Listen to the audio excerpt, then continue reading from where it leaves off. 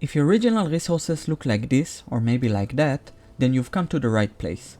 Today we're diving into the world of trading in Manor, and I'm going to show you everything you need to know in just 5 minutes. So basics first, like always. In order to start trading, you'll need to build a trade center and place at least one family there that will transport the goods into the center. In addition, make sure that the trade center is connected to the main road. It's crucial for merchants in order to reach to your trading center. Now, if you haven't unlocked any trade route, then the workers will transport the goods by themselves, either by foot or with a horse. The main difference is that by foot they can carry only 5 items, and while mounted they can carry 50. Now, before reaching to the main part of the guide, let's talk about trade routes. On the left side of the trade center hub, you'll see a no trade button next to each good.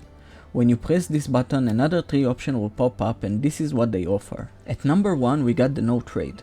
As it says, nothing happens and no good is exported or imported. Number 2, import. Importing the desired goods until it reaches the desired surplus. At number 3 we got the export. Opposed to importing, it exports the desired goods until it reaches the surplus you decided. And in number 4 we got the full trade. I can't see why to use it, but it basically automates the import or export process for a certain good, and it attempts to keep the amount to the number you decided. But that's not all. You probably noticed that some of the goods prices are marked with NA. Some only for the import price and some for both exporting and importing. This is happening because a certain good can only be traded when you open the trade route for him. Now, aside from wasting your money, opening trade routes is essential for trading due to the fact it assigns outside merchants to come and buy your goods. This is a very critical and a key part of seeing the big bucks getting into your city bank account. Let's talk about selecting goods for trade. Now that you know your trade center from all angles, let's talk about which goods to export based on your land. But if you want a wider explanation, then check out my How to Make Money in Manor Lords guide on my YouTube channel. So let's get into it. If you have a rich clay deposit, then you have by far the easiest setup for being rich. You simply want to make roof tiles from clay and then to export them for 8 coins a piece. Your only steps here is to build a mine on the clay deposit and then to craft the roof tiles in the clay furnace. The next big thing is the rich iron deposit. This is less simple than exporting roof tiles, but in here you can already make some good money exporting the iron itself for 3 coins a piece.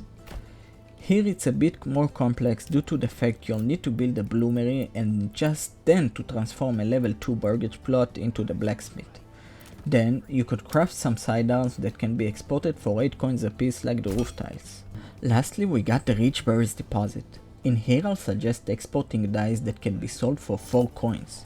Dyes can be crafted from berries, and that's why I'll suggest exporting them only in the first 2 years of the game.